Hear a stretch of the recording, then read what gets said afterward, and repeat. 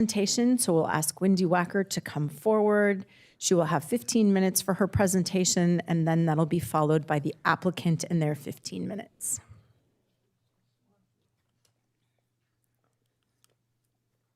Got a whole village coming up here on this one.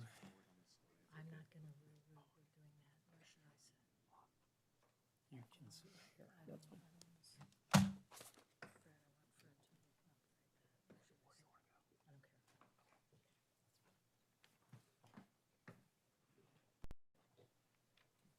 These microphones are a little sensitive. You'll need to lean in and get pretty close to them.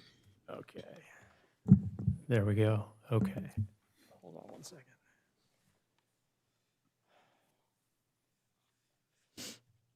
All right, I think we're ready. Good afternoon, Chair Rao, members of the Board of Supervisors. Thank you for your time this afternoon now. My name is Donovan Collier. I'm an attorney with Fenimore LLP. This is Wendy Wacker, the appellant, as well as Fred Chin. And this is the appeal of the Mercury Dry Campground project. And the crux of the appeal is fairly straightforward. And this project introduces a transient commercial use that's fundamentally incompatible with the existing rural living zoning designation, which provides for rural residential development and a range of agricultural uses. And Can I have you just lean in a little bit more? Thank you. I got it. As such, the project development and operation will have unavoidable and unacceptable impacts on neighboring residential uses.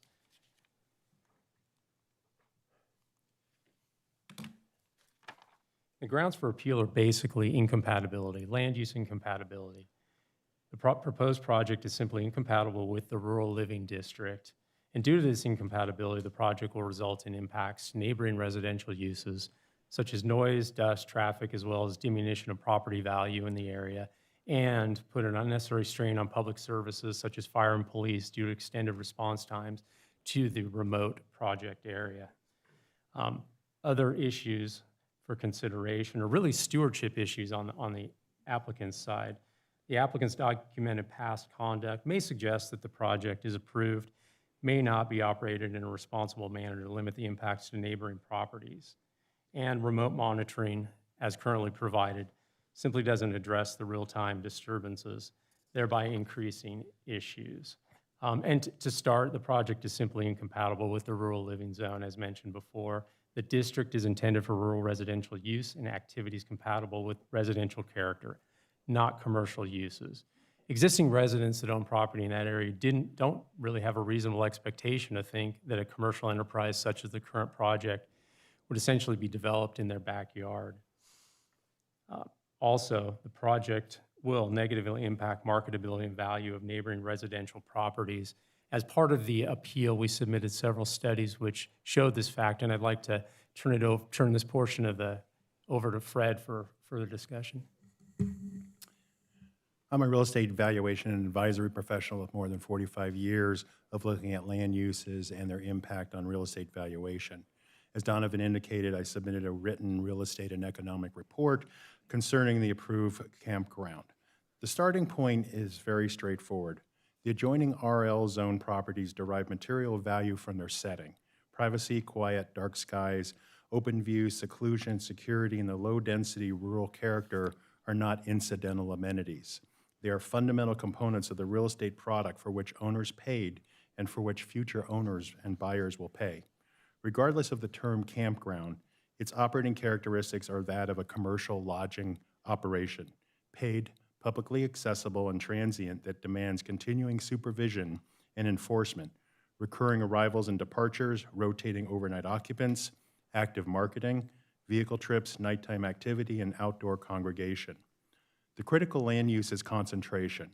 Primitive tent and car camping is already available without charge across abundant and nearby public lands controlled by the BLM, where campers can freely choose their own spacing and privacy, with activity dispersed over broad acreage.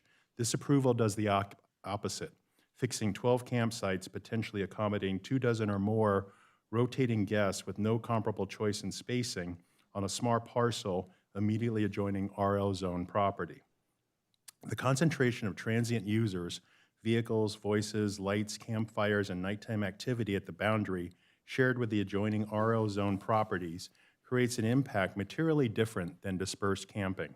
The site improvements, gathering areas, access configuration, and additional graded roadway the property owners have already constructed and exceeded compared to the site plan that was previously shown reinforce the potential for the property to function as a commercial encampment or enterprise rather than as an isolated primitive campsite. As such, my reports identify a one-directional transfer of value. The operator can market and monetize the same qualities that make the adjoining properties valuable: quiet, dark skies, open desert, privacy, and seclusion. The operator receives the commercial benefit. The owners who paid a premium for that same location and continue to bear the cost of maintaining it now absorb the burden of losing it. The traffic, publicity, loss of control, security concerns, enforcement demands, and association with a publicly advertised campground. The value flows one way. In appraisal terms, this is external obsolescence. The adjoining properties have not physically changed, but their setting has, and no owner can fence out a bad neighbor. It is the equivalent of building a factory next to a home. The house is unchanged, but its value collapses because of now what sits besides it. Fencing, screening, cameras, and security measures are costly and incomplete and may obstruct the very open views buyers and owners seek. The market will not overlook this. A residential RL zone property buyer is discretionary and highly selective, purchasing seclusion by choice, not by necessity. The buyer has no reason to pay full price next to a commercial campground when unimpaired alternatives exist elsewhere. The result was a narrower buyer pool, longer marketing time, greater price resistance, and downward pressure on value. A prudent buyer will also weigh the continuing entitlement, the risk of future operators, and declining management quality, and whether similar approvals may proliferate across other RL zone properties. Our economic report exposes a deeper problem. The project offloads supervisory and public service burdens that should rest with the operator onto neighbors and the county agencies instead. The operation is unstaffed and remotely managed in a high desert location. Cameras, noise sensors, written rules, and an automated gate are not substitutes for an on-site person who can observe conduct, intervene promptly, manage fires, address trespass, and enforce quiet hours before a problem escalates. The academic research cited in my economic report does not assume visitors will behave badly.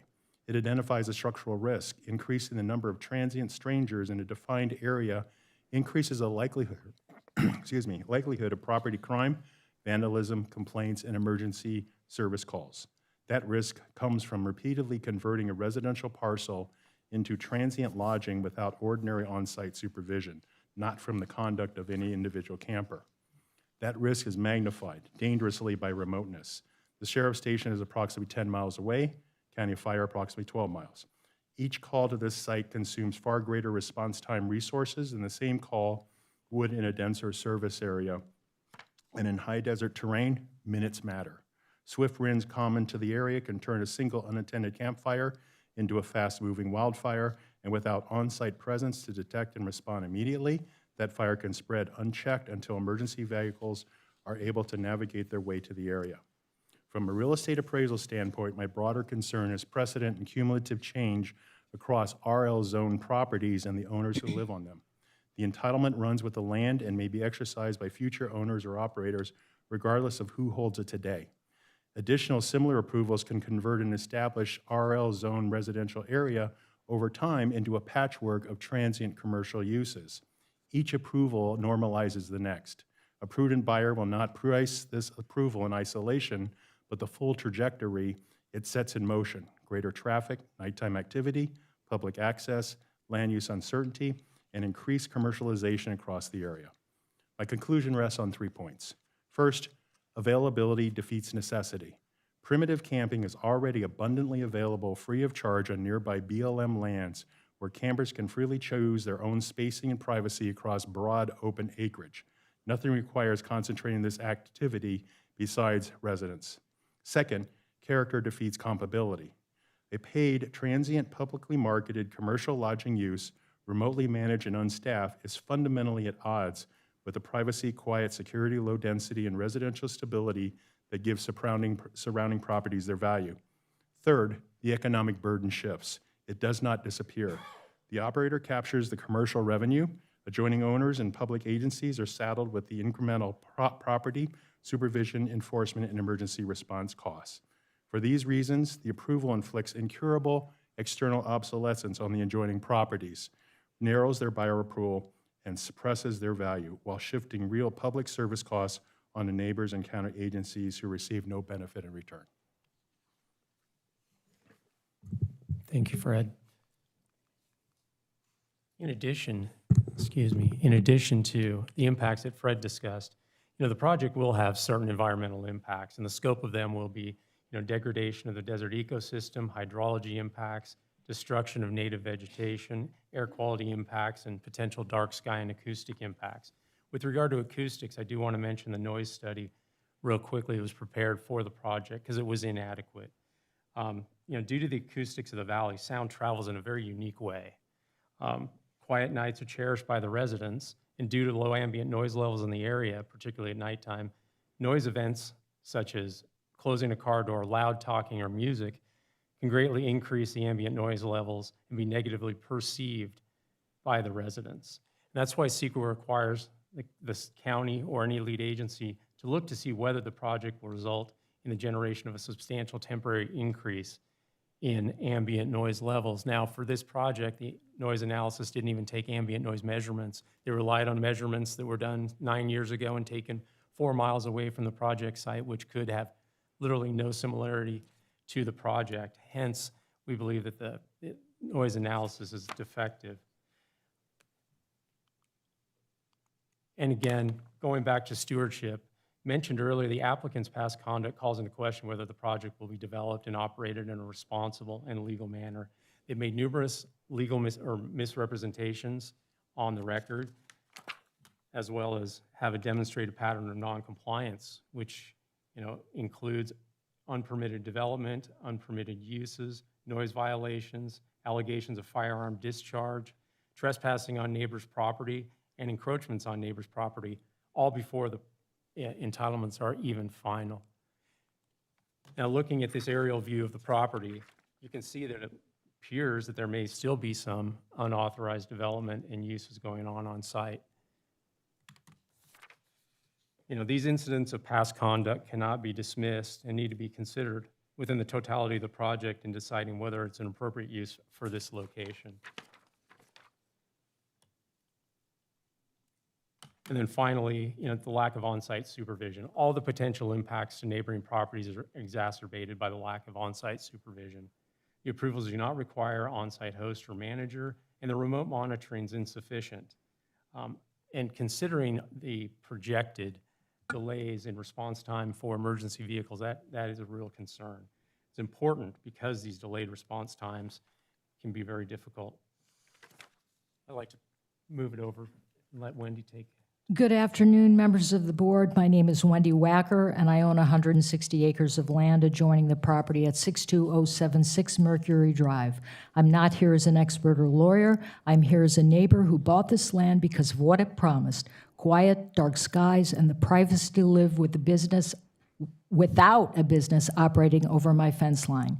Even before the applicants here have been granted authority to proceed, that promise has already been broken. I have heard gunshots fired toward my property not once but twice. I've watched campers trespass onto my land, my property stakes moved, solar lights placed inside my property. I've seen the creosote bushes on my land burned. I'm now afraid to walk my own land. That is not a complaint I make lightly, and is not one I ever imagined I would have to make. This is the rural living zone. It exists so that people like me can build a life around space, silence, and the land itself.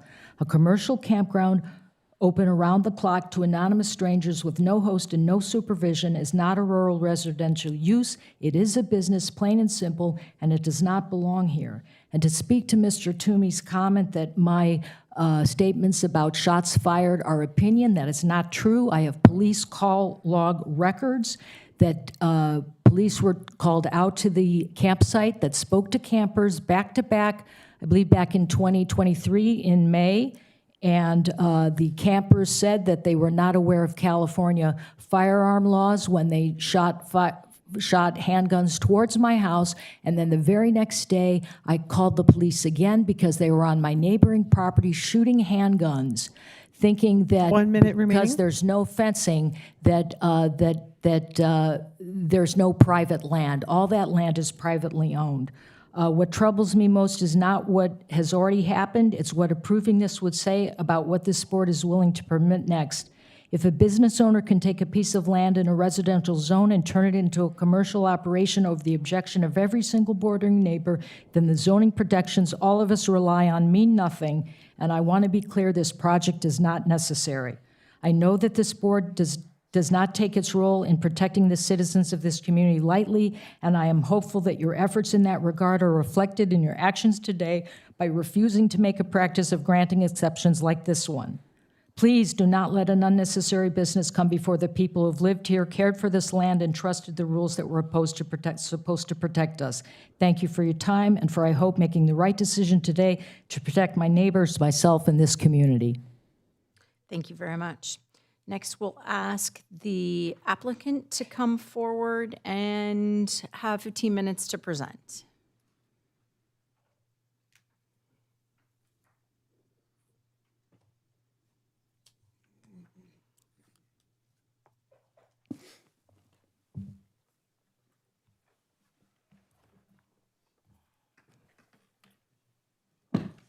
This one to advance the slides?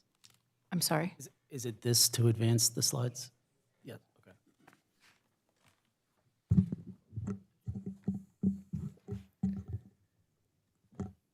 Chair Rowe and distinguished board members, I just want to start out of respect for your time and the effort put into this. We have already provided all of the details in a packet in front of you, as well as responses from our legal counsel in responses to Wendy Wacker's appeal contentions.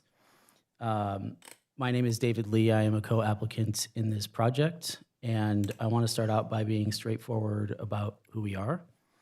We are not professional developers. This is a passion project born out of a genuine love for the outdoors and the desert, and the need for safe, regulated options to experience wild open spaces. That passion has shaped every decision in this project, keeping it small, primitive, and low impact, so the land stays as it is. Because we're not developers, we've leaned on this process to get it right.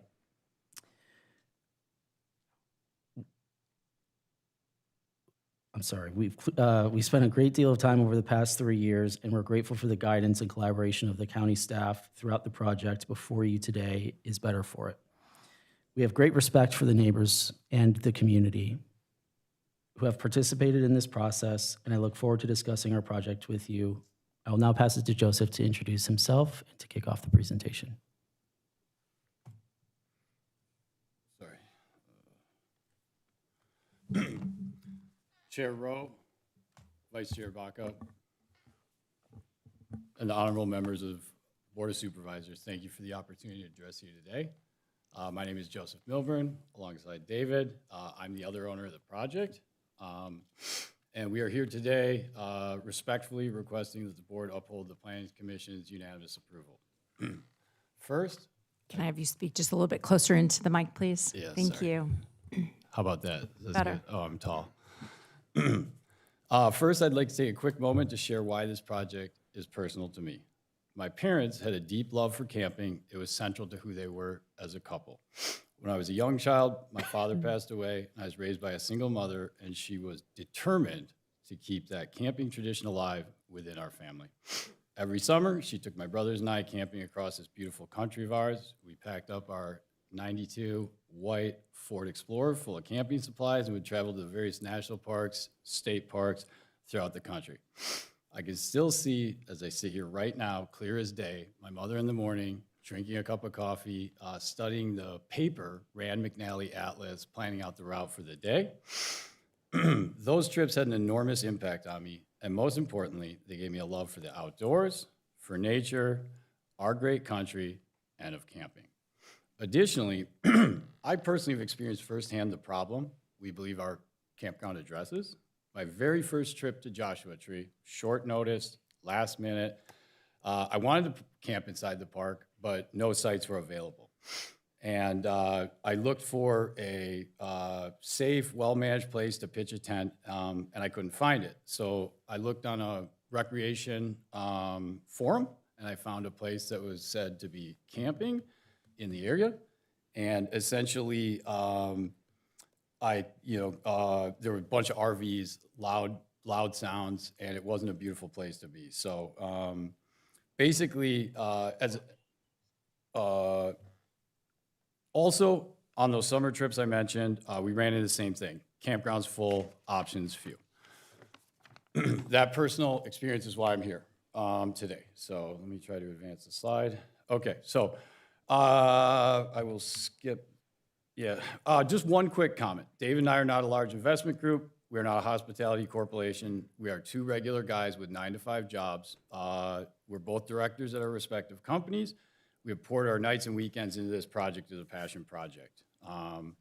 And also, I just want to say one quick thing. This project has humbled us.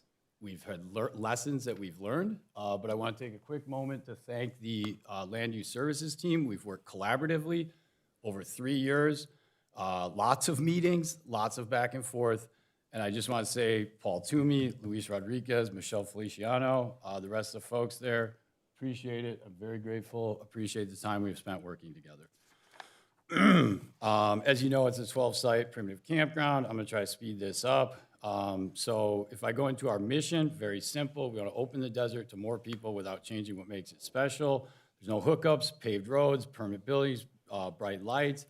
3 main principles have driven this for us. Essentially, protect the environment, support the local community, make it easier for families to safely experience the Mojave. And then I would also like to just touch on what we believe there to be a need for this type of project. It's not, in our opinion, it's not opinion necessarily, but there's a lot of data, and it's fact. 3 million visitors in 2025. That's 8,000 people arriving per day, 500 campsites in the park. So the math shows that these people need somewhere to stay. They would like to have somewhere to stay, and there's not enough campsites available. If I look at this one, I think this is a known fact. These campsites in the park sell out very quickly. There was a market report, 2025 camping report from the Dirt that said over 50% of folks looking for a campsite couldn't find a campsite.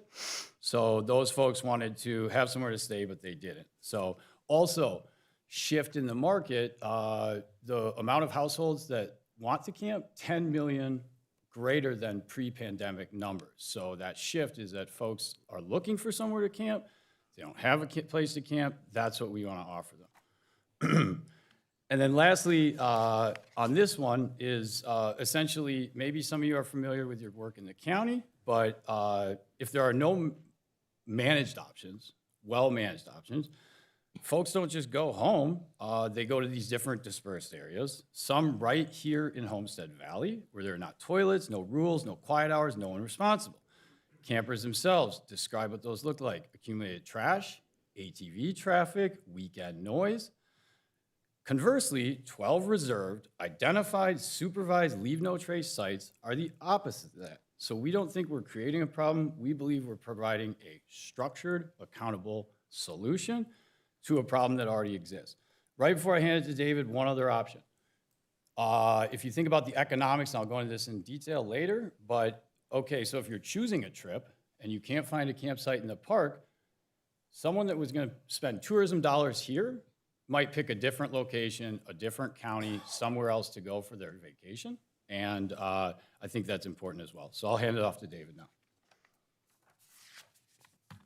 Just to be clear, one of our founding principles from the very beginning of this was to work collaboratively with the county and the community to do this the right way. We are witness to many of the illegal campgrounds that exist in Joshua Tree and other places. And before our pre-application review was filed in February of 2022, which is about a year before our official application was filed, it was a core part of our mission to do this the right way.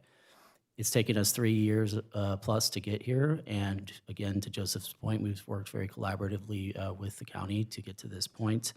There are multiple examples of where we have demonstrated this, by site reductions from 15 to 12, by environmental review and supplemental noise analysis that was submitted as a response to the appellant's contentions, road development standards, and the adoption of conditions at the initial public hearing to address concerns about ongoing maintenance and oversight.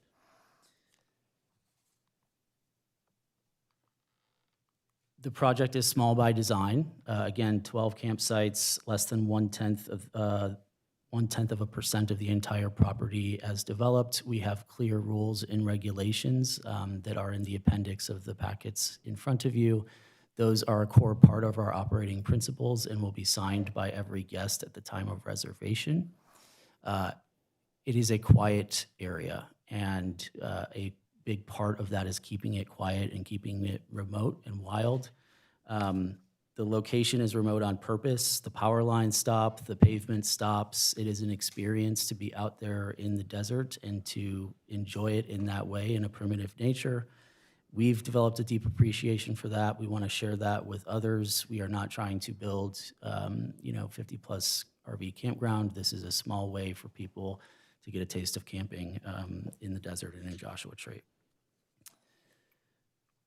We took the legal path to ensure compliance. Again, going back to our work with the county, unpermitted private land camping around Joshua Tree hasn't gone away. It's just gone unregulated, and we deliberately chose to do this in the way that the county has laid out in the processes that have been laid out. Operations only succeed if the standards are followed and enforced. Our campground business, as you will not be successful if these standards are not followed and enforced. And so our goals are aligned with the county, our goals are aligned with the community. We don't want any bad behavior or bad actors either. We won't have a campground for very long if that's the case, and the county does have the authority to revoke CUP if it becomes a nuisance. The design plans are also built to mitigate environmental impact and built to be removable. And so we've given thought to things like decks and shade structures and parking. We have learned a lot about the desert in our 5+ years out here. There's no use in fighting against it, so why not work with it? And part of that changing environment is really, to make sure that the impact that we have from visitors and from the minimal amount of development needed to get this ready to go to market, the environmental impact is minimal. Lastly, when we talk about primitive, here are some design examples of what we mean. 1 parking space, pump toilet, a tent, a deck, and a shade structure, right? And so this is providing a safe, regulated area for people to enjoy the open space, enjoy the desert in a controlled environment. We'll talk about some of those controls later on, and I will pass it over to Joseph. Okay, I'm going to try to go through this very quickly because I'd also like to give Paige a minute here at the end. So can I have the click? So essentially, I'll just highlight here, we agree with the quiet. Quiet is the whole product. People come to high desert for silence, dark skies, stillness. Protecting those things is not just good neighborliness, it's our entire business model. Also, this campground will be operated under State of California Title 25 permit, a formal operational permit required by the California Department of Housing and Community Development. We are not just meeting county conditions, we are meeting state standards as well. So this is a fully regulated, accountable operation from top to bottom. As far as the quiet goes, our MND analysis was more than adequate, we believe, and we paid for, commissioned, and submitted a secondary supplemental noise study that has been provided to the board. We have our expert here today, so if we need to have some comment about that, we can, and I'm going to hand it back to David for time.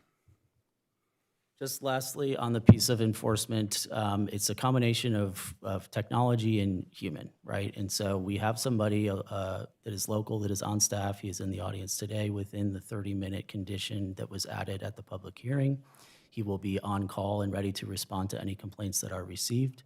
We will also document any complaints and the resolution of those complaints if the county were to request those. we have from the reservation time of signing the rules and regulations and signing a liability waiver to inputting your license plate to an automated gate entry and exit system that only activates during your reservation and locks out after a reservation, to noise monitoring equipment similar to that of a short-term rental, as well as the human element and the local staff that is within a 30-minute time response. And I will close there with 1:30 left so that Paige can say his piece. Thank you, David. Paige Gosney, land use attorney from Allen Matkins. I've submitted two very detailed, one in particular very lengthy letter responding to and refuting the allegations in the appeal. I trust that you've read that. I'm not going to repeat and go back over all that stuff because I know that you did, and appreciate your time. We wanted to make sure, because this is a de novo review, wanted to make sure the majority of our presentation, and you haven't seen this project, was 1 minute remaining. Getting to introduce David and Joe and their passion, their commitment to the project, and what's kind of led them to be here, because I think it really demonstrates why this project is going to be successful. I think this is the exact project that you want to have in this area of Joshua Tree. It's maintained, it's monitored, it's enforced, it's fenced, there are strict rules. There's all the things that the county is going to want to see to make sure that there's those nuisance impacts that affect unregulated camping are going to be addressed, and you're not going to see that here. From a CEQA perspective, the county required us to do an MND for this project. That was above and beyond what CEQA requires. You might recall the Auto Camp project from 2019, much larger project with Airstreams. That was a CEQA exempt project. This technically should have been a CEQA exempt project, but county staff wanted to make sure that the environmental review was rigorous and comprehensive and went through and covered everything. And we did that, and it does show that this project... That's time. Thank you. Thank you very much.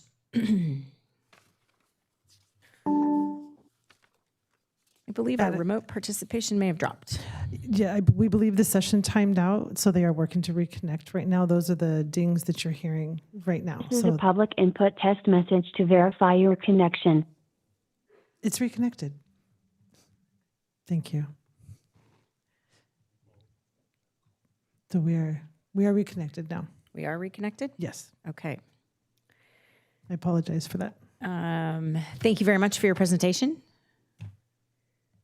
And we'll do this the same way that we did with the previous public hearing. So now we will move to public comment. We're going to start with our remote first, if it's working. All right, the list of public speakers that I have remotely, I will call you all again, but I'm going to read them off so you can be prepared. Carrie Alley first, Steve Bardwell second, Tina Bluefield, followed by Craig Doty. So Carrie, you're up.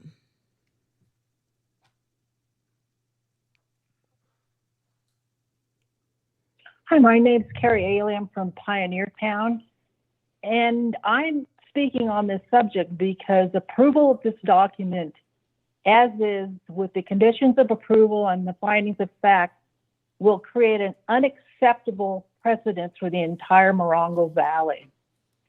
I believe that the applicant and the way this whole project has been presented has been misrepresented. The original CEQA notice and mitigated declaration proposed a development of a campground consisting of 12 dry primitive camping. On April 9th, the day of the Planning Commission, a errata initial mitigated declaration was submitted that changed the project description significantly, and it allows each campsite includes space for parking in either a tent or contained RV trailer camping. The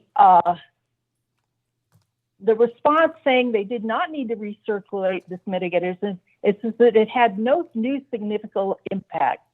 I'm sorry, but an RV trailer campground with generators emits huge amounts of noise. Even the applicant mentioned he wanted to move. He didn't want to stay in campgrounds with loud noises, yet here it is.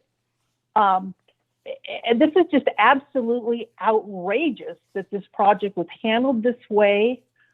I'm extremely upset that a homeowner has had to hire a lawyer. The documents don't make any sense. I go on for quite a few pages on how this is not done correctly, and I'm asking you to uphold Wendy Wacker's appeal. CEQA was not followed.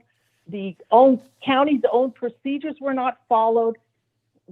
The project description changes at whim with absolutely no public acknowledgement that it has changed, and I just can't believe this thing has had to be appealed. That's all I have to say. Thank you. Thank you very much. Steve Bardwell, followed by Tina Bluefield.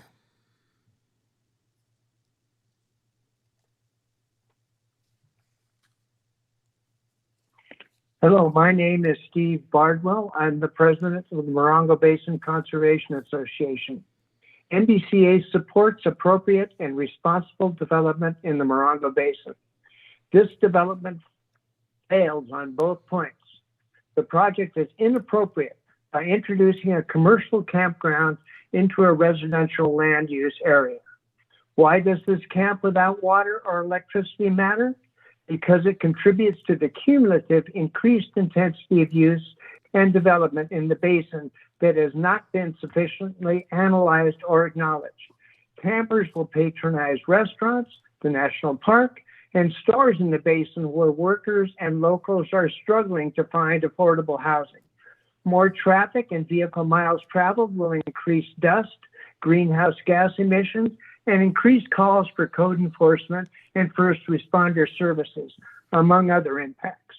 The countywide plan and the business and implementation plan, which the county invested substantial taxpayer dollars to draft, are predicated on limited growth in the high desert. Although these plans were adopted nearly 6 years ago, the county has not met timelines of the implementation plan or brought all plan elements into alignment and consistency, including land use maps, zoning maps, and the development code. Our rapidly warming climate demands forward-thinking planning that is not represented by this project.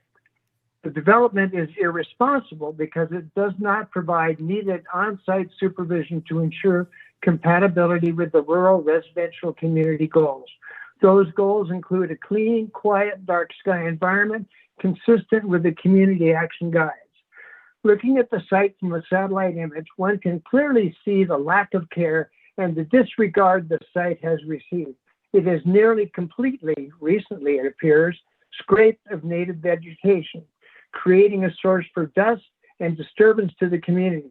The on-the-ground conditions belie the developer's claim it will preserve the desert and belong to its neighborhood.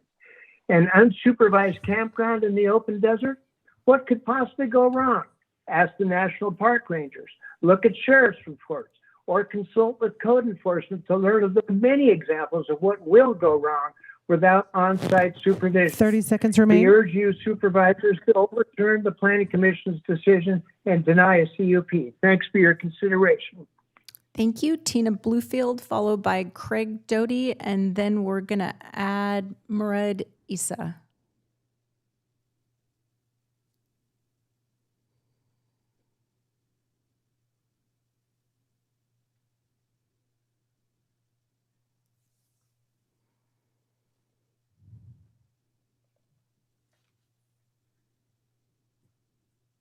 Oh, my name is Tina Bluefield. I am a year-round resident living close due south to this project. I am concerned about a severe public safety hazard of this proposed dry camp, the danger of the Mojave green rattlesnake combined with the remote location and the open water source. The Mojave Desert is not a vacant lot. It is a complex, active ecosystem. Homestead Valley and Joshua Tree area are prime habitat for the Mojave green rattlesnake, which is widely considered the most dangerous snake in North America. Unlike other rattlesnakes whose venom only destroys tissue, the Mojave green has a double venom of hemotoxins and neurotoxins. A Mojave green rattlesnake bite causes progressive respiratory failure and severe systemic neurotoxicity. The bite may show little swelling, bruising, or pain, so that victims underestimate its severity. Any movement to self-rescue will rapidly circulate the fast-acting neurotoxin through the bloodstream, hastening paralysis. In a remote setting, with or without on-site staff, this venom can be a very real potential death sentence, especially for families with children or the elderly. This is not a safe camping site. I am very close by. I had 5 Mojave green snakes visiting me last year. A standard first aid kit is useless. According to the California Poison Control System and the CDC, the only definitive treatment is hospital-administered antivenom. Minutes matter. Non-vetted urban campers would arrive with zero knowledge of desert safety. They will not know how to spot a snake, how to avoid an encounter, or what to do if they're bitten. Even educated campers are at risk given the distance to first responders. There is no immediate remedy. Furthermore, the site plan includes a plant irrigation system. In the dry Mojave Desert, wildlife must find water to survive. Government wildlife profiles confirm that rattlesnakes are highly attracted to standing moisture and will actively migrate towards human encampments, puddles around plants, leaky infrastructure, and puddle runoff under water tanks. An irrigation system in a pristine desert habitat creates a predictable oasis for venomous snakes, drawing them directly into the campsites. Environmental analysis completely ignores this threat. 30 Wooden seconds fences will remain. not keep snakes out, and the water supply will draw snakes in. Untrained, unsupervised tourists in a remote area with uncertain cell service is not a recipe for a medical catastrophe. One such incident is far too many. For the safety of future campers, emergency responders, and the local community, I urge the Commission to deny this permit. Please. Thank you. Thank you. Craig Doty, followed by Murad Isa.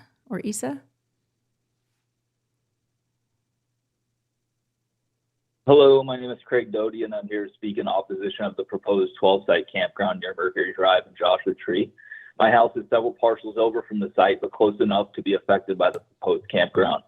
I purchased my home in 2015. I wanted to be in this part of the desert specifically because of its lack of commercial development and neighbors.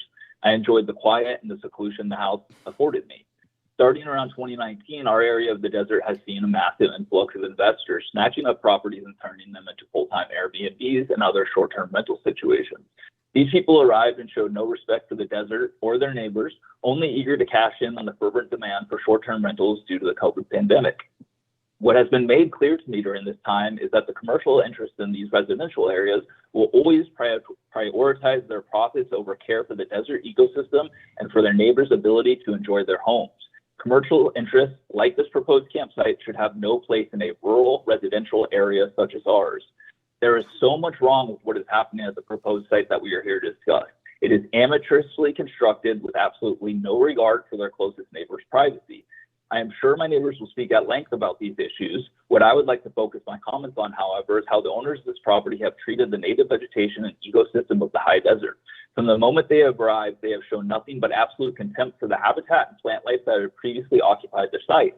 The day they bought it, they showed up in their SUVs and did donuts across the land, as well as their neighbors' land, damaging plant life and showing their disregard for the fragile desert ecosystem. I was horrified the day I drove past their site and saw that they had burned every last creosote bush on the property, a plant that takes decades to grow and is protected in nearby Yucca Valley. I was in disbelief the night I returned home and saw that they were running a bulldozer in the middle of the night, finishing off the remnants of the creosote and obliterating any life that had existed before, a complete erasure of the desert environment, bare dirt. And why have they done this? Why destroy the very thing they aim to exploit and profit off of? Would you believe it was so that they could then turn around and plant the property with non-native cactuses that have no chance of survival in the Mojave Desert? Large saguaro cactuses from native to Arizona have been trucked in, propped up, and then quickly blown over by the wind, breaking into pieces. Monstrous cactuses native to Peru have been jammed in the barren earth, only to shrivel up and die without water. What kind of stupidity is this? What does this say about the judgment of the people who are asking to be stewards of our desert? What does this kind of disdain for an ecosystem say about their priorities? If 30 they are seconds willing remain. to obliterate the things that, if If they're willing to obliterate the things that make this place special, why do they want to be here at all? If they see the saguaro cactus as more profitable than our cholla or our beaver tail cactus, then why not do this in Arizona? Why do we as neighbors have to suffer from their need to turn a profit off their investment? The applicants for this permit have shown time and time again that they will be bad neighbors and will negatively affect our area, its residents, and the native life of the desert. The site is poorly constructed and lacks the proper infrastructure to host anyone, let alone 12 RVs at a time. That's time. I urge the committee to deny the permit. Thank you very much. Murad Isef, and then we'll move here into chambers and start with Micah Marcus. Hello. My name is Murad Isa. I own a property in Yucca and also in Joshua Tree. One is just land and one has a home that, and I would like to not take either side specifically. I would like to say that I've known the guys for a few years now, since the first day they brought the property. And I'd be first to admit they were uneducated about what the processes were, what the land really meant. And there's some things that I would even disagree with that they've been doing. But I would like to suggest that we find a way for them to do this because of the reasons that I'm going to state. One is that I know that there is BLM land for people to camp on. And if anybody who doesn't own 160 acres of land were to travel to the BLM land with a family to try to camp there, it is very poorly managed and it is highly dangerous. I've taken my kids there. I've camped on the dry lake. There are RVs there. There's drugs going on. There's firing of guns. It's not a safe place. I would like a safe place for people to visit Joshua Tree that cannot afford homes there. And this seems like a very viable option. That does not discredit any concerns that neighbors or the city may have. I just believe that as long as those concerns are met in an understanding and can be mitigated cooperatively with the owners, I believe that it is a very viable campsite. I believe that people should have an option for a safe place to camp. I believe the acreage is large enough. The concerns of light and noise, those are valid concerns and should be addressed and found solutions for, and if found in violation, should have consequences. But I don't think that just not allowing any campsites for people to access, and it is highly populated. The whole city is Airbnbs. So the concept of that there is just local residents and no commercial aspect to Joshua Tree. 30 seconds remain. That's far-fetched to me. The whole community is a commercial aspect. Coffee shops, yoga shops, vintage stores. It is a commercial. Unfortunately, that's what happens. And as you want more isolation, you have to move further and further away. Places get populated. So I am in favor of the campsite. I'm in favor of it in a responsible manner. And I believe that the guys have learned a lot during this process and are two respectable members of the community. Thank you. We're going to bring it back here into chambers, and we're going to start with Micah Marcus, followed by Catherine Winslow, Maggie Moore, and then Ron Dudley. Thank you, and I'll be brief, and I won't repeat what's already been said.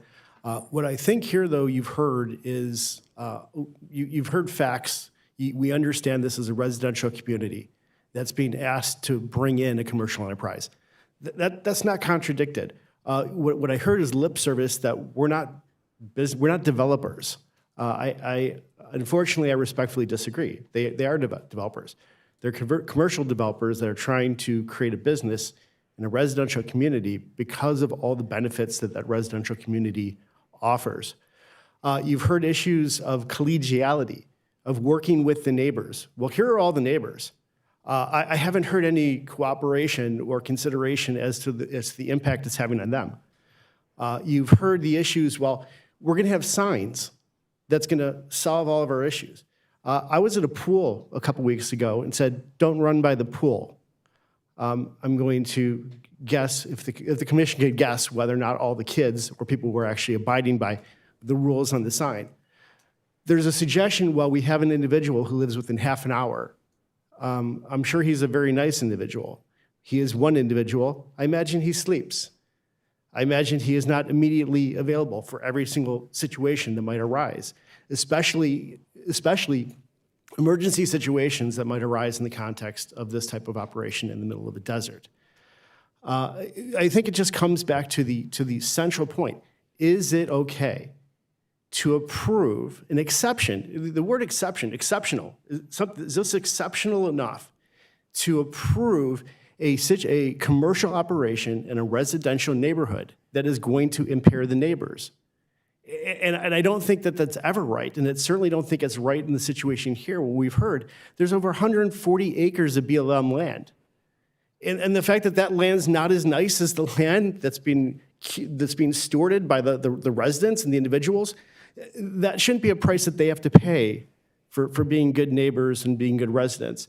If these individuals are truly interested in going out, and it's a lovely story, but there are non-residential neighborhoods that they can try and do this exact same operation without impairing the surrounding neighbors. And I would respectfully request that this panel uphold the appeal and deny the project. Thank you. Catherine Winslow, followed by Maggie Moore, and then Ron Dudley. Good afternoon. My name is Catherine Winslow. My home is less than half a mile from this proposed campground. For the record, I have never received a notification from the county about it. We only heard about it from neighbors and started to rally around. I drove 2 hours again here today, as I did for the Planning Commission hearing, so that I could represent several of our neighbors who were not able to be here today in person.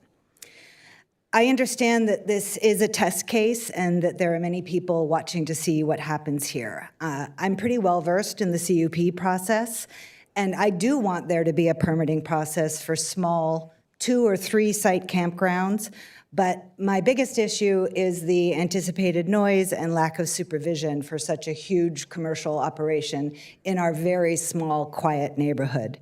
At a minimum, there needs to be 24/7 on-site supervision. A 12-site campground means there may be 24 people or more, 12 cars or more allowed on a nightly basis on this relatively small piece of land. Many of our parcels are 5-acre parcels. This parcel is 7.5 acres. The short-term rental ordinance for lay people, that's Airbnbs and VRBOs that are in the neighborhood, says that you can have a maximum of 12 people, even in a mansion on 500 acres. So I'm confused why 24 people and 12 cars would be considered in our little neighborhood. Again, I'm a fan of campgrounds, but this is a neighborhood with many year-round residents who've been terribly affected by the campground as it is right now with just the unpermitted structures on it. Please strongly consider upholding this appeal. As an aside, it is strange to me that a truck stop, previously mentioned on the agenda, would be a modified use permit, and this campground would be a conditional use permit. I do encourage you to consider allowing future small 2 to 3 site campgrounds to be under a modified use permit. Thank you for your time. Thank you very much. Maggie Moore, and then Ron Dudley. Hi, my name's Maggie Moore. I have a house on 5 acres, about a quarter mile from this proposed campground. I bought my property after my husband's death 13 years ago. Since then, my 2 sons and I have enjoyed our beloved little piece of Joshua Tree and the peaceful, healing nature of the desert. We deeply love the silence, the desert critters and creosote bushes, and the incredible night skies. This neighborhood is a very rural residential area, with most houses being on 5 acres or larger parcels. Related to that, I'm concerned about the notices that were sent out. I believe it was Mr. Toomey who said at least 3 times today that notices were sent to several nearby property owners. Please note, I did not ever receive any notices regarding this project. Again, my house is approximately a quarter mile from the proposed campground on Mercury Drive. There's only one 5-acre parcel and one dirt road between us. I have received other routine information from San Bernardino County, but to this day, I've received 0 notices about this project. In the past, I felt that the county has taken very good care of our neighborhood. There were a handful of marijuana farms that popped up a few years ago. The county acted quickly and removed these farms, and they never came back. Also, there have been a few questionable Airbnbs, including one that was literally just a tent. The county shut that down, and it never returned. Please continue to take good care of our neighborhood and help us preserve our rural community. In closing, I respectfully request that you please grant Wendy Wacker's appeal and do not allow the Sunday Ranch project to move forward. Thank you. Thank you. Ron Dudley? Hello, my name is Ron Dudley. I live in the area. I've lived there for over 30 years. There is not very many places to go camping if you're looking for a dry campground, which is, as far as I'm concerned, is real camping. The landscaping, as far as the landscaping goes, everything has been done with drip systems. There's no open irrigation, no open water to attract any snakes. The landscaping is all, for the most part, all native landscaping that's been added, including greasewood bushes. The saguaro cactus is, some people may say it's from Arizona, but there's no shortage of saguaro cactus in California, as well as the neighboring properties. They are also a symbol of the desert, which when you're not from the desert, people that come out here, I think it gives them a more of an introduction of what that desert looks like or can look like, and would attract more people to be interested in the desert. And anyway, I think that the project should be approved. It's a very clean site. It's got a wooden fence around it to give the neighbors privacy as well as the campers. Thank you very much for your time. Thank you very much. That is the last request to speak that I have. So now we're going to bring it back, and we will have the applicant come up and have closing remarks for 5 minutes. And then after the applicant, we'll have the appellant come back up for their final 5 minutes. And this will be an opportunity for anything to address that you've heard in public comment that you would like to refute, or additional facts that you'd like to share with the board.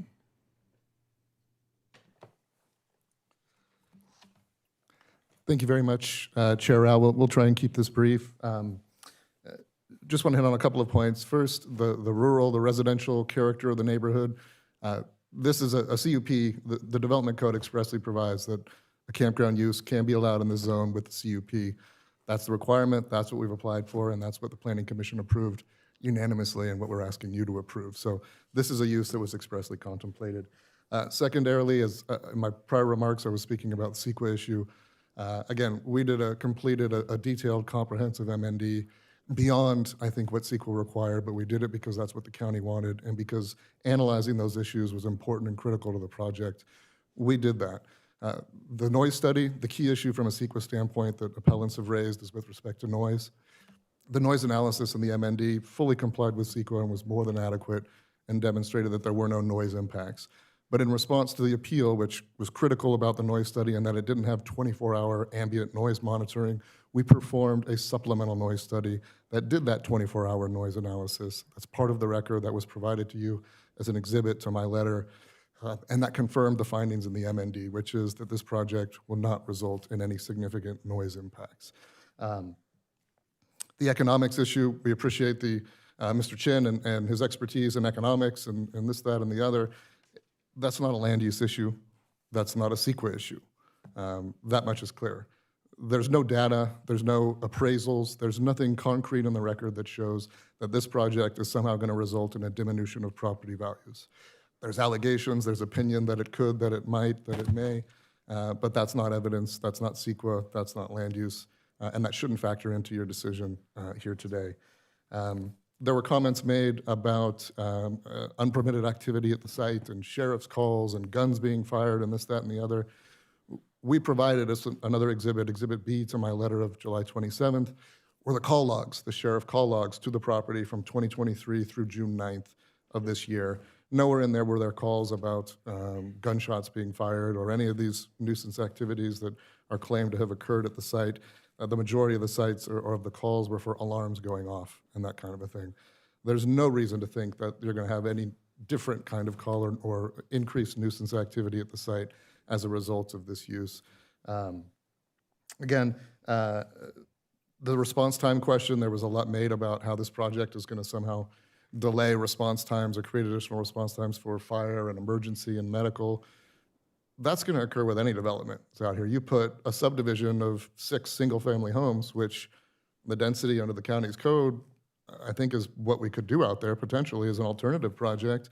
You're going to have the same response time issues, and I can almost certainly guarantee you're going to have the same complaints from neighbors about 6 new homes appearing on the property and the response times that are going to be resulting from there, and the impacts to the green rattlesnake and its venom and this, that, and the other. So that's going to be associated with any development, not just this project. And again, this is a contemplated conditional use for the site. There was a claim or an allegation about RVs at the site and the project description, including RVs. Let's be clear, the conditions of approval are absolutely crystal clear. RVs are not permitted at the site. This is a primitive campground with a pergola structure, a deck, and a tent. 1 car space, 2 occupants who sign rules, who acknowledge what the requirements are, no fires, no firearms, no noise after 9 o'clock. I mean, all of these are basic fundamental requirements that any business operationally is going to be required to comply with, and we are more than willing to comply with all of those requirements. More generally, again, this is, the theme, I think. 1 minute remains. Was this is an incompatible project with the rural area. This was specifically designed, as Joe and David indicated, to be consistent with the rural nature of the area, with the minimalist infrastructure, removable, all of the creosote, everything there. That was our goal. That's our commitment. That's our passion for this project. There's a need. The evidence supports and shows that there is a need for this project. And again, as a test case, as a campground that the county, is hopefully going to see more of in that area because there's a need for it. This is, I believe, the ideal project for that, and we hope you fully support it. And just very quickly, we had, I think it was 13 or 14 positive support letters on the record and 0 for the appellant. So. Yeah. They were distributed. Thank you. Okay, thank you. Okay. Thank you very Thank you much. very much. Now we're going to ask the appellant to come down and provide their closing 5-minute remarks.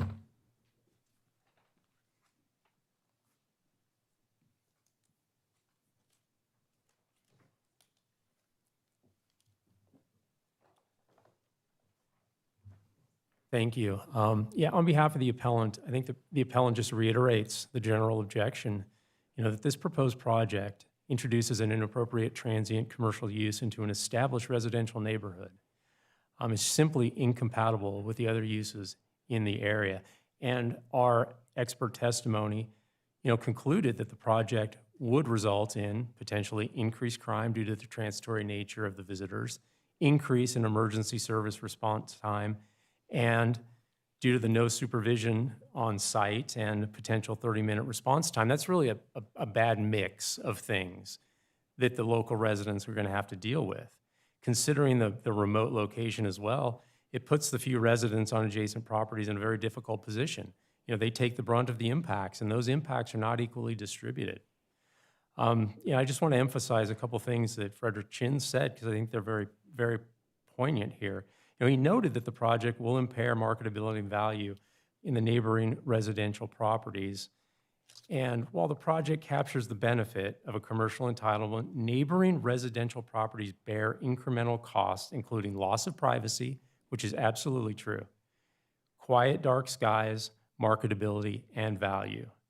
And unfortunately, as mentioned before, there's a correlation with increased criminal activity. And this is published literature, academic literature has established all of this, so we're not kind of guessing at potential impacts. These are things that have been identified as likely to occur. Ultimately, the conclusion we have is just the wrong project in the wrong location, and will have the wrong impacts on neighboring properties. And as such, the appellant would ask that this board approve the appeal and deny the conditional use permit. Thank you. Thank you very much. I'm going to ask staff to join us back up here for questions and comments.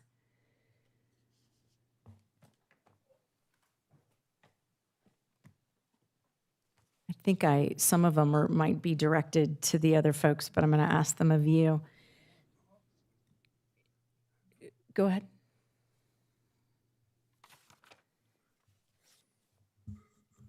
I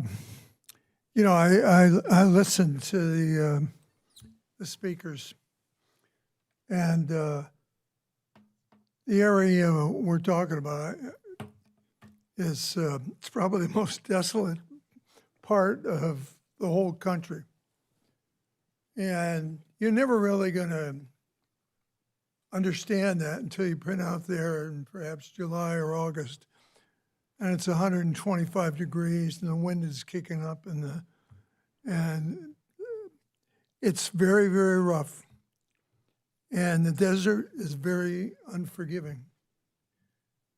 I was the inspector when I was out there, and it just seemed the units from the East Coast all over the country, the Marine Corps units, and we had Army, we had all kinds of different units. If you didn't understand or respect the desert, you were going to have problems. And I'm talking, obviously people passing out, but people dying.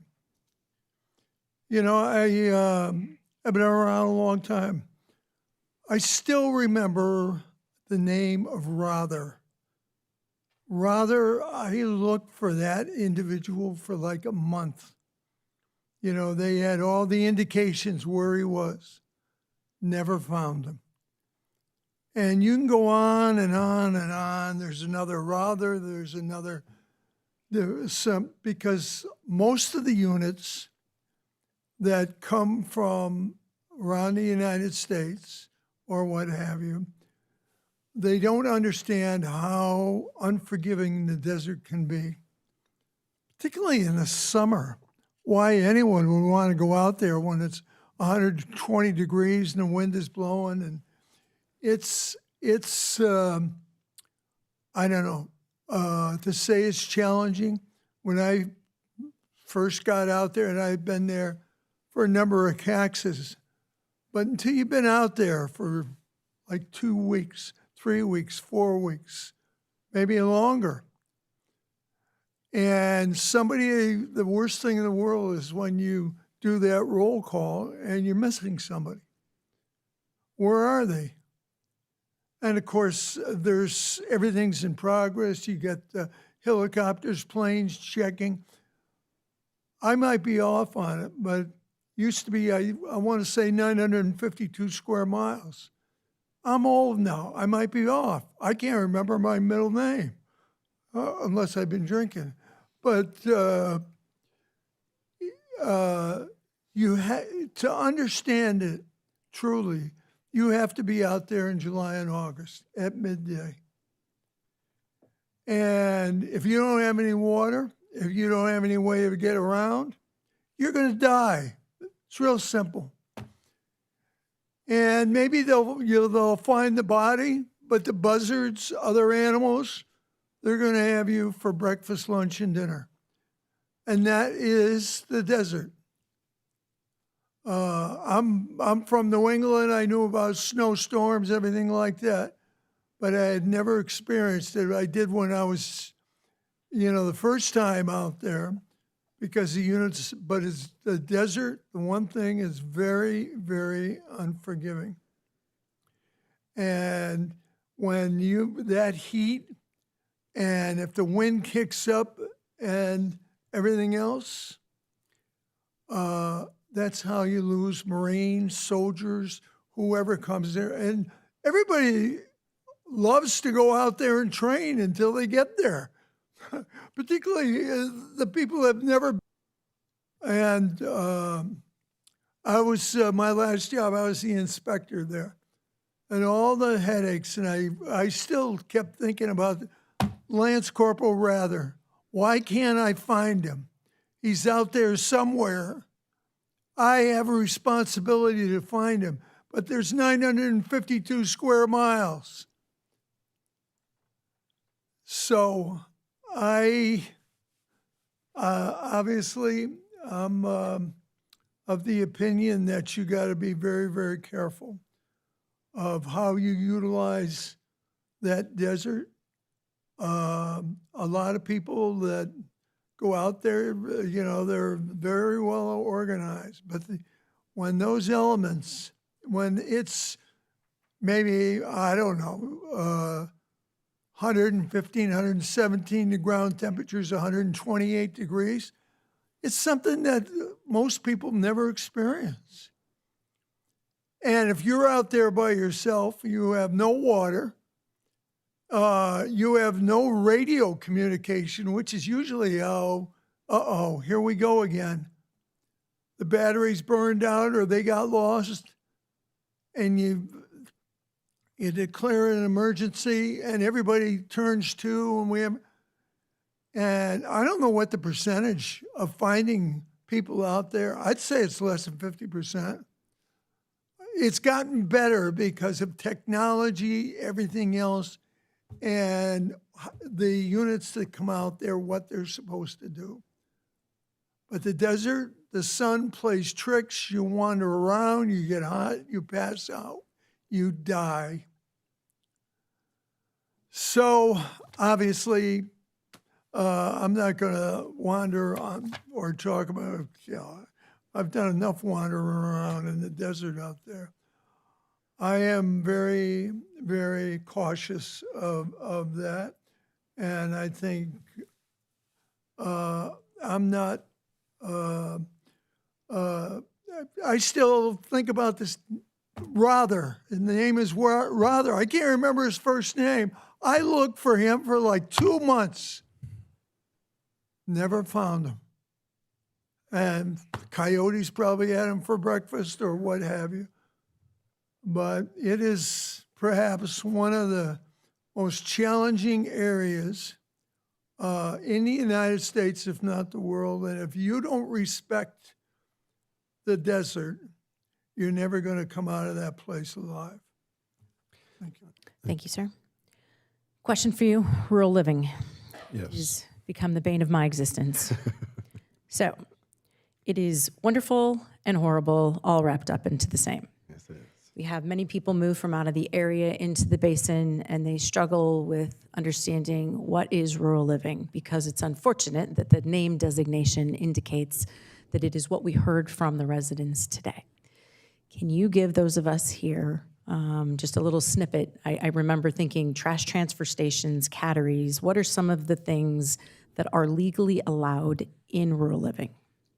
And that is, I want to say it's a misconception, but it certainly is a broader land use than is presumed.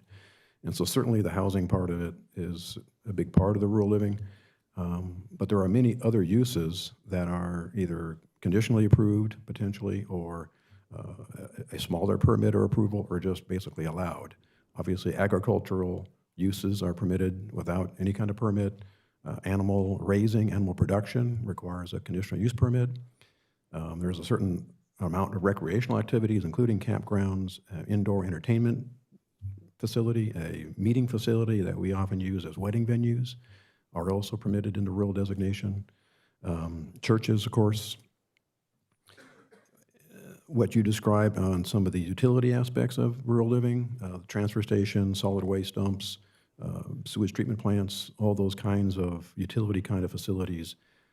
Again, they're all subject to a conditional use permit, which means there's a discretionary approval related to both the Planning Commission and potentially the supervisors. But that's a kind of broad description of the kinds of uses, including museums and libraries and so forth. So there's a wide variety. In fact, schools are allowed in rural designation as well. I think part of that intent by the county years ago was to not have to have so many small designations of different land use zoning spots here and there, and just kind of lump it into one broad category.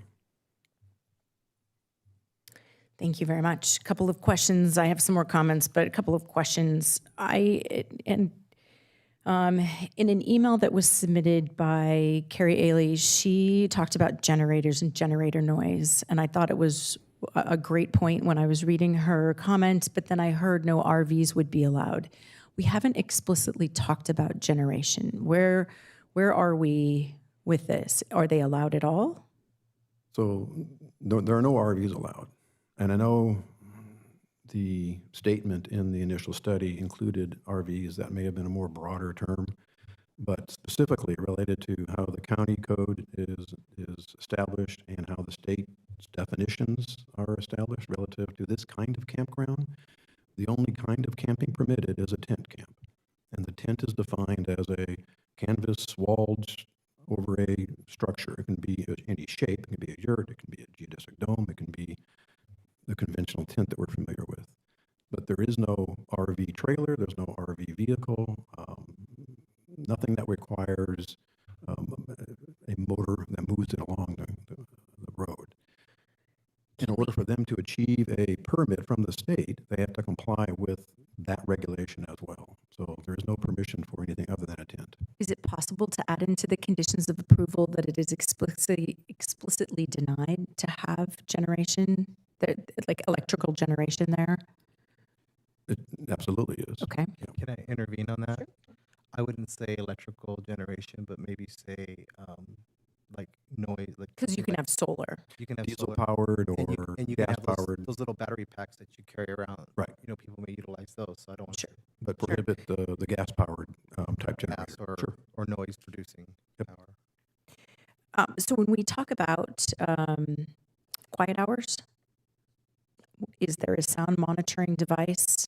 Like we've incentivized them in Airbnbs and vacation rentals to reduce permit fees if they provide that. Is there something that is going to trigger a decibel reading? And that is part of the condition that includes the perimeter sound monitoring. Yes. Okay, and then the length of vehicles was another thing that was brought up. Even though there is one car per, is there a length minimum, maximum on it? Can people bring in their truck with their trailer and all their UTVs and then offload them and go driving over Wendy's land that then she loses her mind? That's not a prohibited type of vehicle from a campground perspective. Whether you want to add that as a restriction for this particular operation, you certainly can. The trailer, and you speak of trailer, you're referring to a flatbed trailer that Correct. hauls, as opposed to a travel trailer of people residing in. And so the flatbed trailer certainly is permitted. And so if they were camping there to then use those ATVs someplace else, and they're just using this as accommodations, that's certainly within the realm of possibility from a typical campground. If this board wants to add that condition to restrict that, it's certainly your discretion. I don't want to, I mean, it would seem that, and I've camped in a number of campgrounds where there are lengths that are prohibited, so I would have to unhitch my trailer, park it someplace else, and then take my truck in. And we've established restrictions on length on RV parks as well. And so that is a viable approach. Okay, so with those two things, I know Supervisor Armendariz has some questions. Vice Chair, your supervisor? I think we got the answer, but why only two per? I mean, I heard some of the comments talking about how this is a family. I heard a couple comments talk about how this was like, memories from being, from their childhood. And if you only have two people allowed per campsite, a family of four could never go there with their children. It's going to be it's basically an adult resort. I'm not sure there's a limitation of two. Yeah, it's It says 2 guests per site on page 8 of their presentation. Their presentation.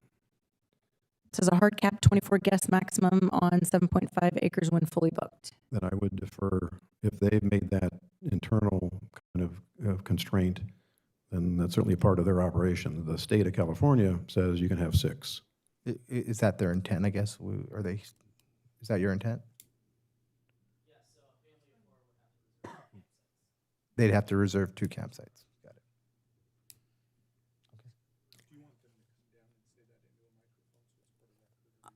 I can repeat, I heard the applicants say that if you are a family of 4, so 2 adults and 2 children, that they would need to reserve 2 campsites in order to accommodate the family of 4. And that, I don't think we have that identified in the condition. If that's just part of their operation, then we can include that as part of the condition, if that helps. I have some comments, and then I would like to go back to the conditions. I've heard twice, test case, this is not an exception. We have campgrounds that have been allowed with conditional use permits already. I think that was a misstatement at the Planning Commission. We do. So I just wanted to clarify that for the record, that they have gone through the conditional use permit to be allowed, and we have them in the Morongo Basin. Correct. Thank you. If I might offer, we have many more coming. As I was listening to the comments today about snakes and lack of cell phone and response times, heck, we'd have to get rid of Joshua Tree National Park if that was the concern. So that really, you weigh this with an allowable land use. And for those of you that were here in the last public hearing that we had, we have people that come in and that do their due diligence, and our homeowners have to do their due diligence when they buy in rural living. And a lot of our homeowners buy up adjacent lots so that they don't have trash transfer stations or anything like that might end up next to them. So in this case, we have had people that come in that have enjoyed recreation and want to do it in a thoughtful way, and we're trying to help them get there. So I did hear the applicant say that they would be supervised. I think that that's a loose term. I don't know that this is a supervised campground. I think it is unsupervised, and then if there's a problem, that then there's a response in 30 minutes. Is that correct? And monitored is probably the better terminology Okay. to use. It's monitored from afar, if you will, from technology. So can we, from this board, modify the conditions of approval to state length of vehicle so that we're not having trailers in there?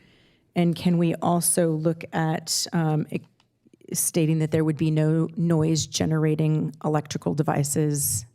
However, my friend over here to my left can help me with the verbiage on that. No gas generators or diesel. generators that require fuel. Right. Is there a length that we're looking at? I mean, I'm trying to think of the trailers that, if we're trying to limit or restrict the kinds of trailers that would haul ATVs versus I'm not even sure there's a bike-related trailer, but a trailer that might haul their camping equipment. If they're taking a car out there and they have a small trailer that takes their tent with them and so forth, that might be like a 10-foot long trailer or an 8-foot long trailer. It may not be suitable or appropriate for ATV type vehicles. I would think that if it is 1 car per camp spot, that excludes any type of trailer, and a trailer would have to be parked adjacent to that. We'll just prohibit trailers. Not to say that they couldn't bring them in, but they should detach them and park them elsewhere so as not to incentivize illegal OHV use on and off that property. I think if you can modify those 2 things, it would satisfy my concerns. Supervisor Cook. Correct me if I'm wrong. This is still a Marine Corps base. And the Marine Corps has got to bless, it's not a Marine Corps base anymore? No. This is private land in the county of San Bernardino. The whole base is private lands? No, this is not. This doesn't have to do with the Marine Corps base. Okay.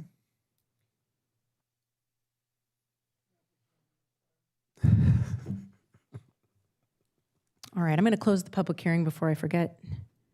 Any other questions or comments? All right. So the motion before us is to deny the appeal and uphold the Planning Commission's decision approving the project with the following modifications that we just discussed. Correct. Okay. Of a motion to deny the appeal. I have a motion from Vice Chair, a second from Supervisor Cook. All those in favor? Aye. Any opposed? Any abstentions? Thank you, Madam Chair. With that, item 107 passes by unanimous vote of those members present to deny the appeal with the aforementioned modifications to the conditions. And if I may, in closing, to the applicants, this is a neighborhood in addition to this being an allowable use, so please be respectful of our neighbors as you move forward.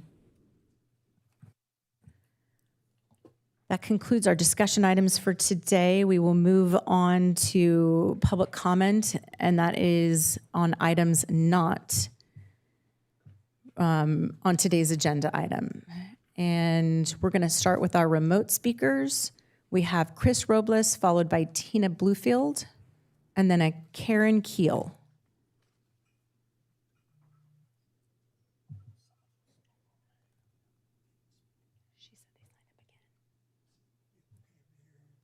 Hi.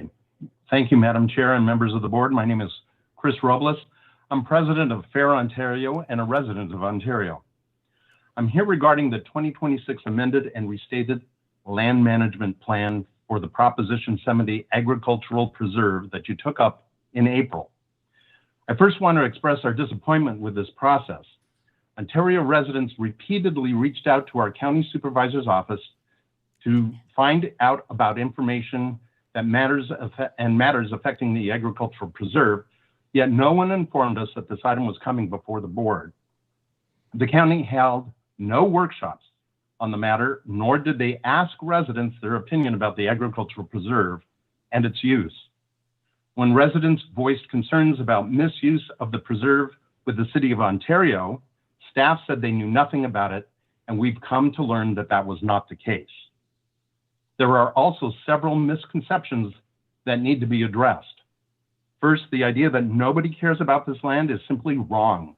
California voters cared enough to pass Prop 70 and invest millions of public dollars to permanently protect agricultural land.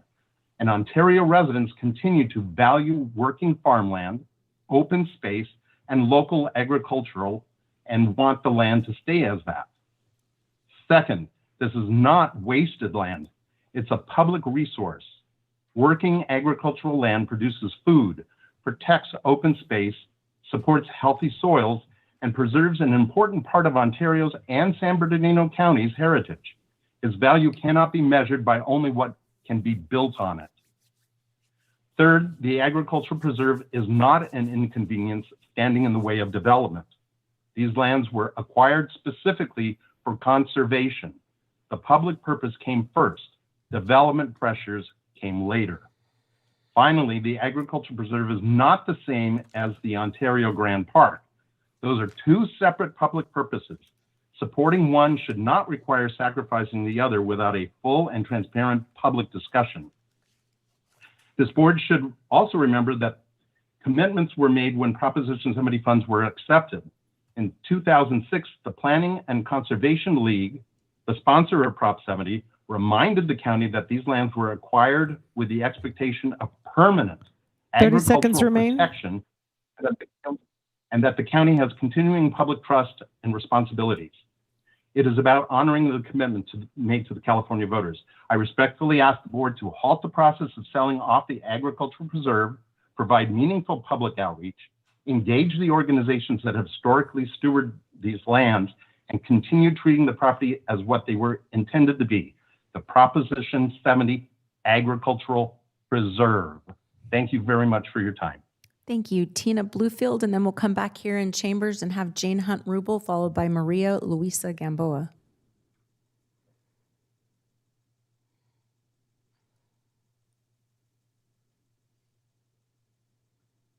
Tina Bluefield.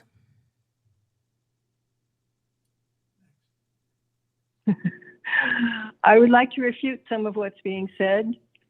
The dry campsite absolutely is irrigated. It's in their Ma'am, this was plan. for items And the not big- on today's agenda. Oh, I didn't know that I signed up with that. Well, if I'm going to speak about that, I will say that I better not say anything. Thank you. Bye. Thank you.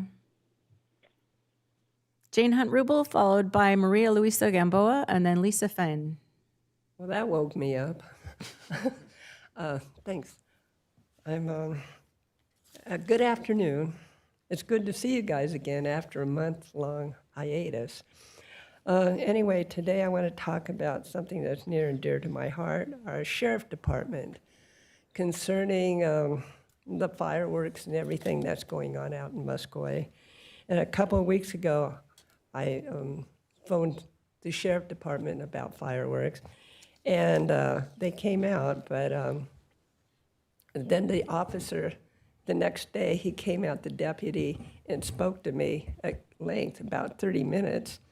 And I learned that I knew a long time ago, they're supposed to be getting drones, hopefully this year, so they can detect the fireworks, because I get tired, and so do some other people out in Muscoy, of phoning it in year after year, and you have to either see them do it or find evidence. But these people are so smart now that are doing this. They clean up the evidence immediately. So I got real hopeful about that. And I hope it approves this year, because we really need a drone out there for that. The county fire, they have a drone, and he showed it to me, and the fire captain did, and that helped to prevent, fires. But we need something to get these people doing fireworks out in our neighborhoods that can cause fire and blow up buildings, in fact, with some of the M80s. So I was real hopeful about that, but I'm just hoping it comes up. Another issue that we spoke at length about with it, I was surprised to hear, I heard about it a few years back when we had MAC meetings, that we only have 2 deputies in the entire area, starting in Grand Terrace, clear up to the Cajon Pass, that's covered. And I was shocked. I thought that had gone away and we get more deputies. And that's what I'm here for today.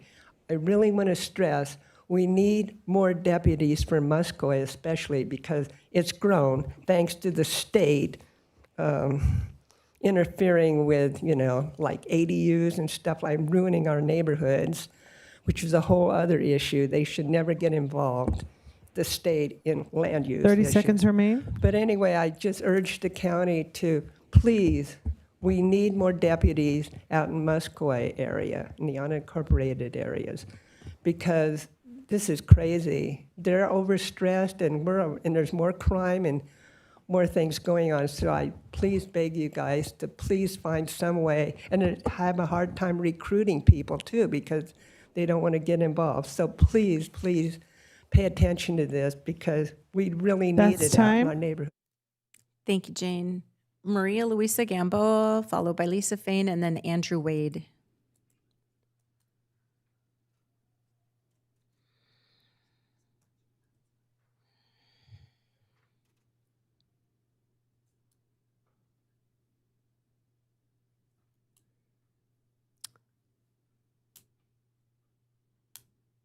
Do we have a Lisa Fenn or Fain? I see somebody walking. Maria Luisa Gamboa.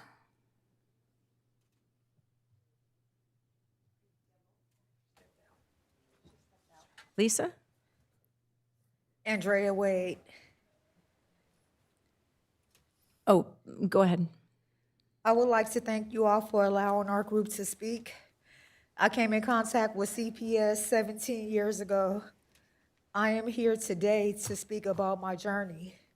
I completed all my individual case plans, which was therapy, random drug testing, parenting classes, working a full-time job, doing supervised visitations, and court hearings, and etc. This led up to my rights being terminated and led to adoption. At that time, I had no support group. Come to find out, my rights were violated with no warrant for removal or permission to speak with my minor child. Also, we were not giving proper reunification services. It was a separation service built on bullying, slander, character assassination, kidnap, harassment, and abuse of power, pain and suffering. No evidence provided to prosecute to the punishment given. I participated and was not even considered a second chance. And with that thought process of this journey, I am here to share my story for the record and shed light. They were heavy and needed more validation with no reaction from me, which supports my claim. I'm here as an experienced victim survivor to break barriers for those who are next to come, asking to shed light to a system which is employing evil workers. The foster care system was not built on this dishonesty, which the main goal supposed to be the mental, physical, and emotional well-being of a child. With that being put aside for climbing up the ladder and money, we are here to dismantle the whole project. As you see, they rebuild and has new crew members. The web of lies unraveling in different directions. This is their playground and they play. Their way isn't the only way and the spell is broken. Thank you, guys. Thank you very much. Last call for Maria Luisa Gamboa and Lisa Fenn. I'm Lisa Finn. Okay. Thank you. Thank you for your time. Time is the one thing you can never get back. My children were removed, never to be returned, based upon the worst allegations that can be made against a parent. Worse than that, they were placed in a home filled with drug addicts and indoctrinated to hate where there had once been love. Upon the department's assessment, it was proven the allegations to be false. However, not before I was coerced into an outward plea of failure to protect based on counsel's advice. It was at our prison, said he. I am begging for an outside source to audit my case and try to undo the damage the department has done to my family. My sister was able to table feed her hatred of me to my children on a daily basis. The judge ended my visitations and ultimately TPR'd my rights based on her bias. She's gay, and I wouldn't call my daughter a boy. They returned one child, but kept the rest for me. How am I fit for one, but not the other four? They were bounced all over the foster care system for years, even spending multiple nights in the CPS office. Now they can trust no one. When the family that now has them found themselves under investigation with CPS, they moved to Texas. I reported my concerns to DCFS, and as there was no longer a financial incentive in it for them, they wouldn't even have a welfare check done on them, even though I provided them with their current address. Explain to me how a family can be denied adoption through DCFS, but use an outside agency to expedite an adoption. Something is horribly wrong with this broken system. We are begging, collectively, all of us, for you guys to fix this. It is broke. It is unfair. All of our stories, you guys hear these every month. We're begging. Audit the department.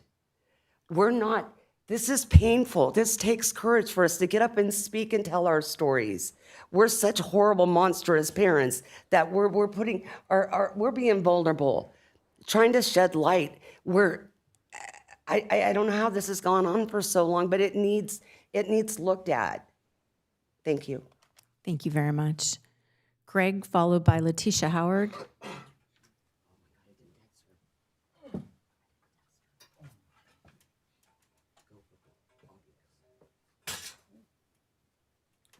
Gregory Osborne. I brought my flower again. I unfortunately missed last month's meeting. Colonel Cook, I believe I live up in your district. My family, mostly special ed, has been harassed 36 times by departments over 3 counties. Every single time, nothing to do with it. There's nothing founded. There's no evidence until I take my child into a hospital and I'm told he has anemia, severe anemia. So I'm here now because I'm told I'm in reunification, but not only is nothing reunifying, my family members who have been here from the beginning in it are not allowed to see the children. They're being kept from them. Kind of strange. We want you to audit the system. It's your watch. What happens in this county that you don't get a little bit of a say over or a chance to audit? Anybody want to step up to that one? I'll give my time to somebody else. Letitia Howard, followed by Vaughn Great. Can he go first? She's on her way back. Of course. Vaughn Great, and then we'll end out with Letitia.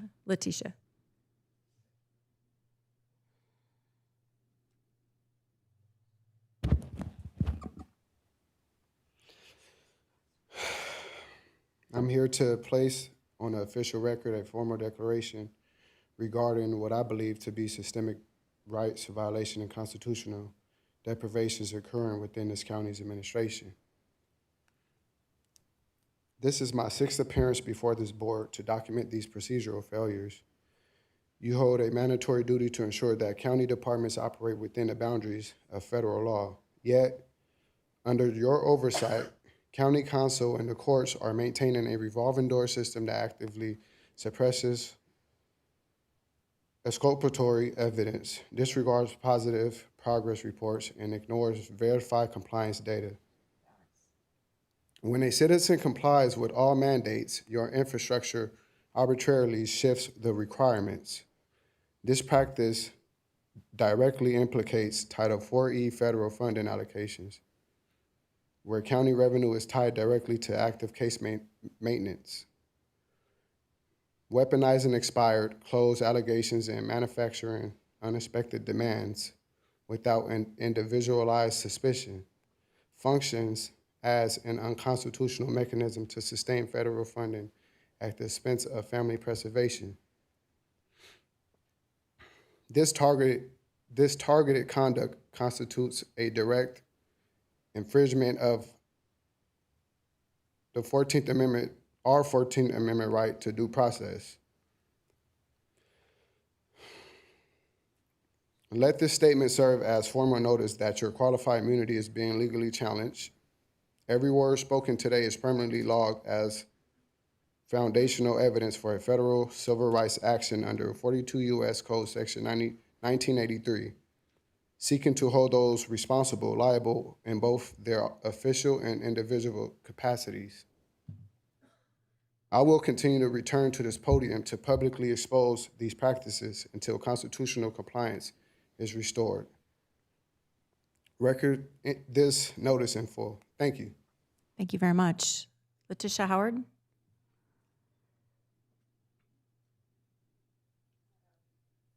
She's not. Okay.